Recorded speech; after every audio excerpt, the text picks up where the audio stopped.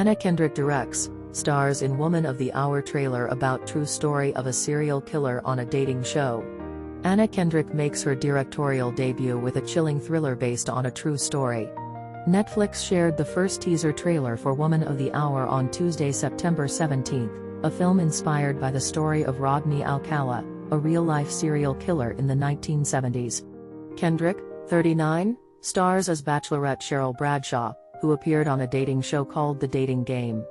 The movie, written by Ian McDonald, also stars Tony Hale, Daniel Zavato, Tony Hale, Nicolette Robinson, Pete Holmes, Autumn Best, Katherine Gallagher, and Kelly Jackal.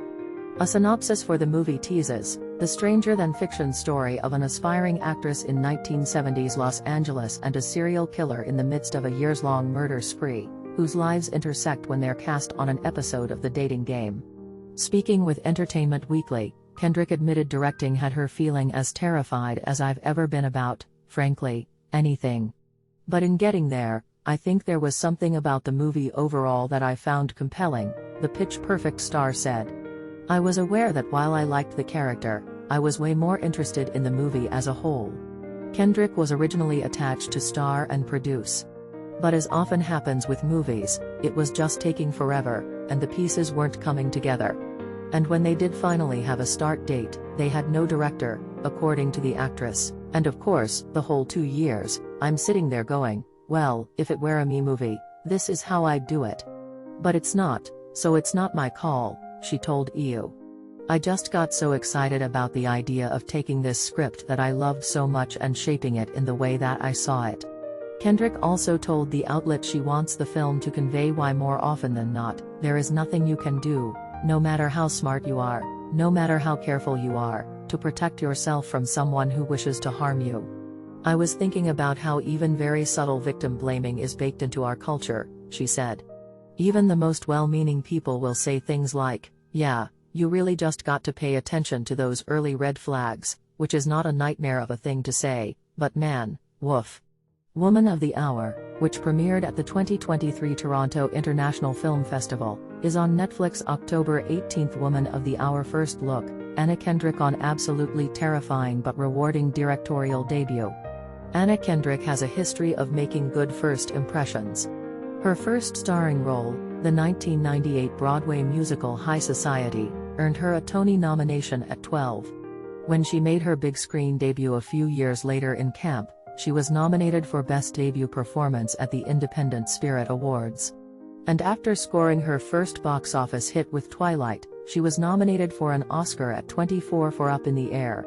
But now, 15 years and 2 major franchises later, her upcoming directorial debut, Woman of the Hour, has her feeling like it's her first time giving an interview.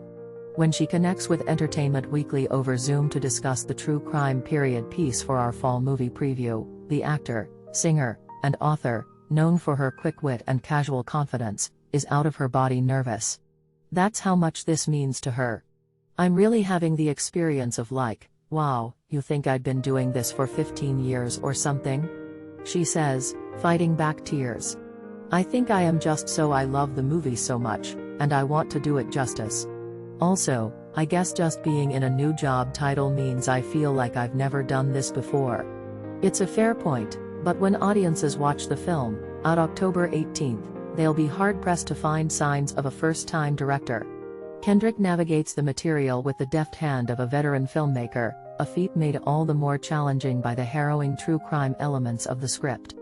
The screenplay, by Ian McAllister MacDonald, was featured on the 2017 Blacklist, an annual survey of the most liked unproduced scripts, under the title Rodney and Cheryl. In lesser hands, it's easy to imagine MacDonald's story devolving into a film centered around serial murderer and rapist Rodney Alcala, played chillingly by Daniel Zavato.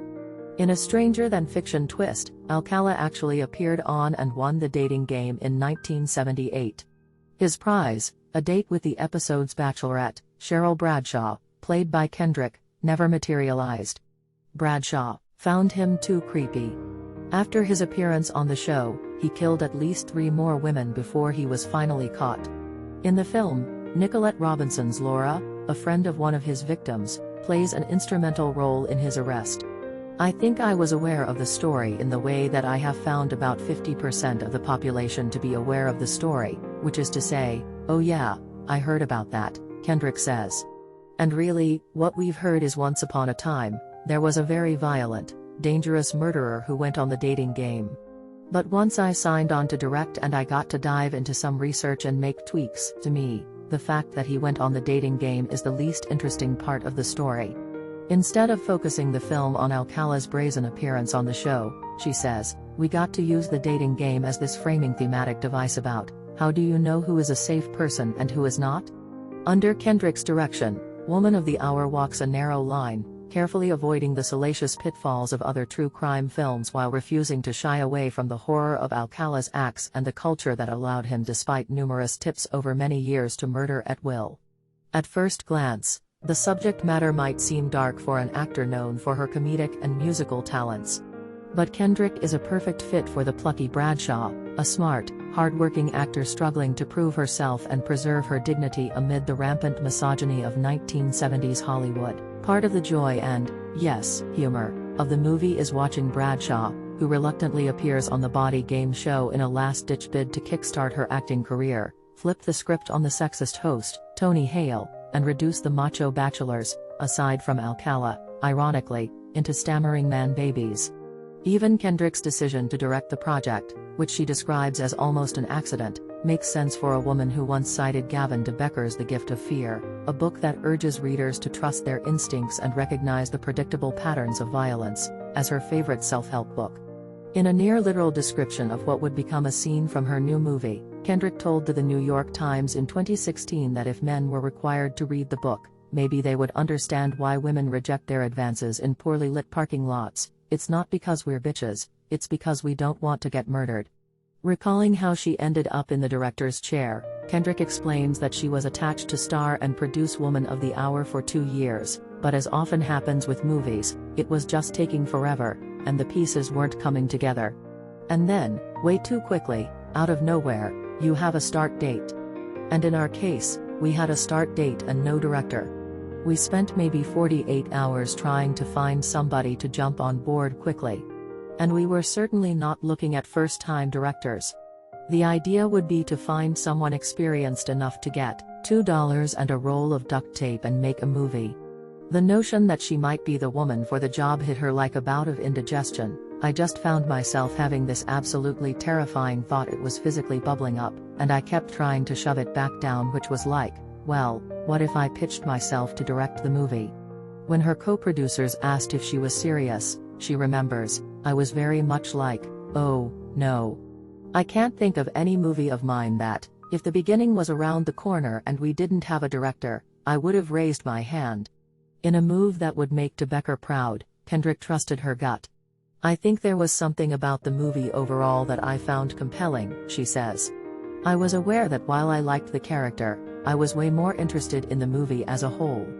And of course, the whole 2 years, I'm sitting there going, well, if it were my movie, this is how I'd do it. But it's not, so it's not my call. I just got so excited about the idea of taking this script that I loved so much and shaping it in the way that I saw it. So she put together a very haphazard pitch and presented herself as a solution. And then suddenly, she adds, I was interviewing casting directors and production designers and feeling as terrified as I've ever been about, frankly, anything. Kendrick recalls how a blunt conversation with a famous friend snapped her into action. I spoke to Brittany Snow on the phone, and she, in a very role reversal way of our relationship, gave me the most casual pep talk, which was literally in a very flat voice, you'll get on set, and you'll know what to do, Kendrick recalls of her Pitch Perfect co-star. And it was just like, yeah, okay. That's usually how I find myself talking to her, and I think I was expecting this flowery, long pep talk, and she so cut to the chase that I was like, okay, damn girl. I'll just figure it out, I guess. While her confidence on set would come in and out, sometimes leaving her operating on instinct and adrenaline, she was able to fall back on the experiences she'd been collecting since she was a teenager. Sometimes, those ideas washed over her like rogue waves. While researching the story, she discovered a news report that listed the address of one of Alcala's victims. And I thought, I know exactly where that is, Kendrick continues.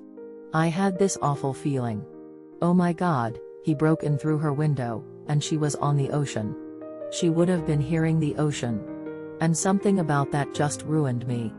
While Bradshaw spends most of her time indoors in the dating game studio, Kendrick uses natural beauty throughout the movie as a backdrop to Alcala's violence. She explains, something like the desert, an isolated hilltop, or the ocean feels like, in one moment, the safest, most revitalizing, most healing place, but in an instant, it can become the ultimate danger. That theme of danger lurking in the safest seeming places made all the more poignant of late, by the horrifying ongoing rape trial in France permeates the film. Asked what message she wants people to take from Woman of the Hour, Kendrick says, I was thinking about how even very subtle victim blaming is baked into our culture. Even the most well-meaning people will say things like, yeah, you really just got to pay attention to those early red flags, which is not a nightmare of a thing to say, but man, woof. If the movie highlights one idea, she hopes it illustrates why more often than not, there is nothing you can do, no matter how smart you are, no matter how careful you are, to protect yourself from someone who wishes to harm you. As for whether she'll continue directing, Kendrick says she would love to. Though, she admits, the fact that the movie is a movie at all and not just some unmitigated disaster is such a relief that there's part of me having an upwelling of even more intense imposter syndrome. If she never directs again, she says, people might not know it was a fluke. While she's torturing herself about what she should or shouldn't do next, she calls directing Woman of the Hour easily the most rewarding creative experience of my life, adding, I would be lucky to have anything that comes close again. So maybe I'll just be chasing that high. Hopefully, she'll keep trusting her instincts.